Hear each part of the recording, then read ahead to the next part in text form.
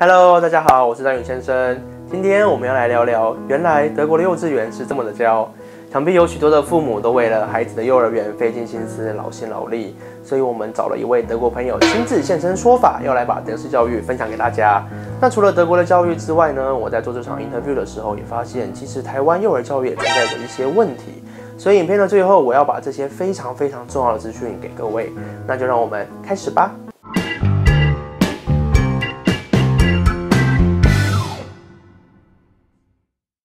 Hi， 我是马蒂，我是一个德国人。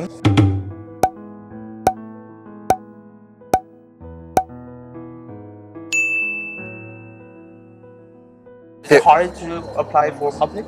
No, actually the vast majority of schools and universities and kindergartens are public. It's like more than 90%. More than 90%? Yeah. That's very different than yeah. So you went to public? Yeah, my whole life. Like public elementary, public high school, I would say, and then public university. Who will go to private?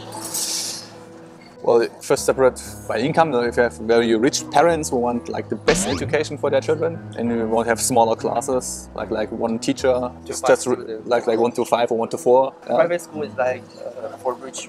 It's one type of those. It's like if they want to really want the best, like expensive education with smaller classes. But I think most parents, when they decide to send their children to private kindergarten or a private preschool or private elementary school, they want like a different teaching philosophy, like Montessori or Waldorf-Schulen, Waldorf kindergarten, like Pestalozzi, stuff like that. It's like a different idea of teaching. Almost same as Taiwan, but Taiwan percentage is not that high.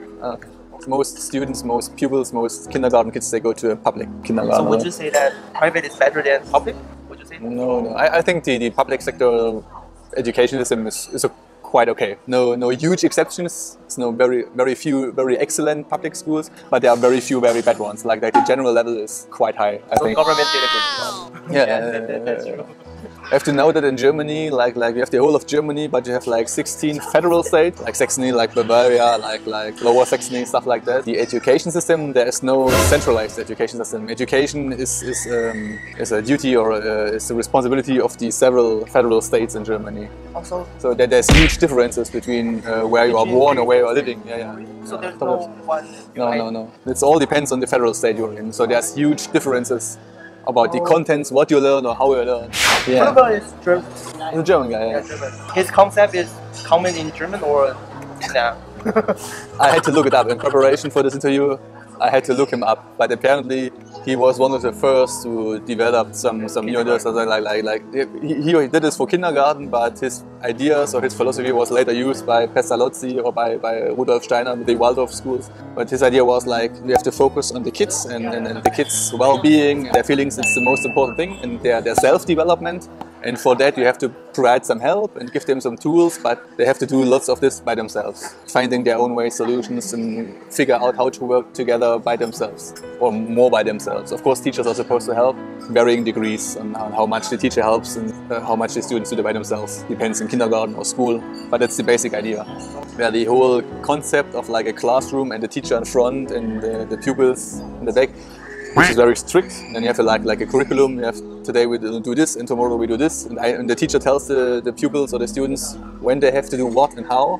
His idea, which was later used by all the other people, was like students can decide by themselves. Here's a topic or a problem and you have to solve this or you have to make a presentation or whatever, but how you do it and when you do it and the way you do it and with whom of your classmates you do it, you can decide this by yourself. Some of the philosophies, they have very huge degrees of freedom where students can decide all by themselves, which works better if you have like older students. What do children learn in kindergarten? They play a lot, of course, like some basic training for their motor abilities, movement, and some spatial orientations. You have something called Kinderkrippe. That's for even smaller children, almost babies. Like more Eastern Germany, give your baby away like with 2 or 3 years, and then you have like regular kindergarten 4, 5, and 6 years. Some kindergartens do some preparation for school, like some preschool programs, where they do some really reading, writing, learning to do the time, some very basic mathematics. Private school or private kindergarten maybe maybe they have even some musical training or some language training, like English or Chinese or stuff like that. Chinese? Yeah, nowadays there are kindergartens or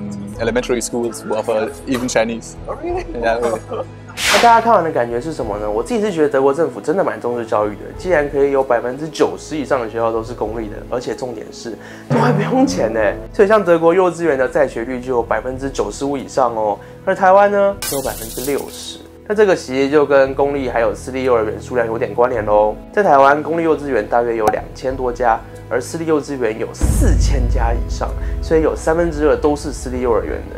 那大家也都知道啦，要抽到公立幼稚园基本上跟中乐透一样的困难，而私立幼稚园往往费用又会比较高一些，所以有些家庭在经济考量下，可能就会选择由一方离开职场而留在家里带小孩，这就导致台湾幼稚园在学率只有60%的原因。在我做这个 interview 之前呢，我没有想到会有这些状况以及问题，比如说在孩子学龄前的这个阶段是他们的一个启蒙期，像刚刚影片中有提到，不论是福禄贝尔啊、华德福啊、蒙特梭利等等，都在讲这个阶段孩子的身心灵、人格的发展是多么的重要。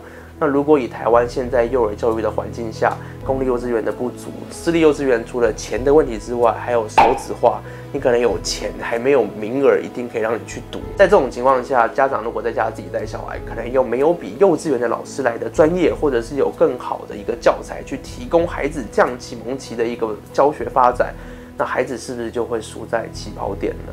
我觉得这个是我们现在父母以及政府要去好好思考的一个问题。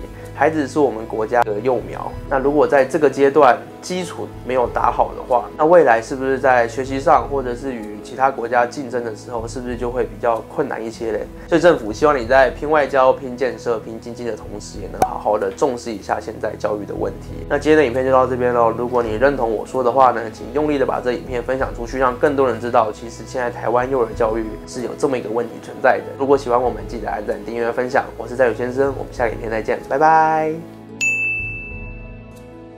There's a saying that you have to choose when you are 4th grade what you want to be in the future. Yeah. Is that true? It's true because the elementary school is just 4 years. German school system splits in 2 ways. German parents sometimes are very harsh because they want them to be independent or have the ability to live. So is that true? Taiwanese. Okay. You can look at that.